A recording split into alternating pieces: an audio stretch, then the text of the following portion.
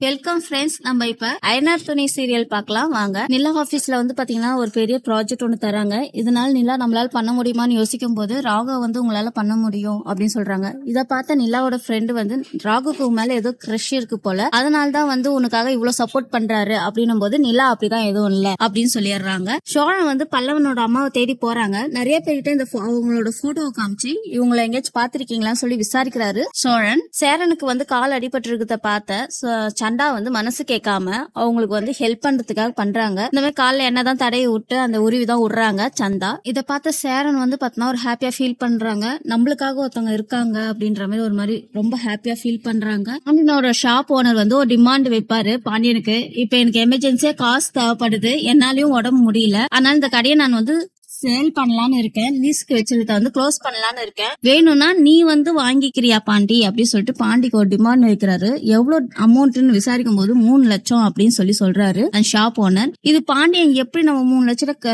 Ready பண்றது அப்படின்னு யோசிக்கிறாங்க. இதோட டுடே எபிசோடு வந்து முடியுது. இதுக்கப்புறம் என்ன நடக்கும் பாத்தீங்கன்னா பாண்டியா அந்த 3 லட்சம் கொடுத்து அந்த கடையை லீஸ்க்கு வாங்குறதுக்கு அவங்க ஃபேமிலி மெம்பர்ஸ் எல்லாரும் சேர்ந்து ஹெல்ப் பண்ணுவாங்க. இதுதாங்க நடக்கும் அடுத்த எபிசோட்ல. இந்த வீடியோ பிடிச்சிருந்தா லைக் பண்ணுங்க, கமெண்ட் பண்ணுங்க. தேங்க்யூ.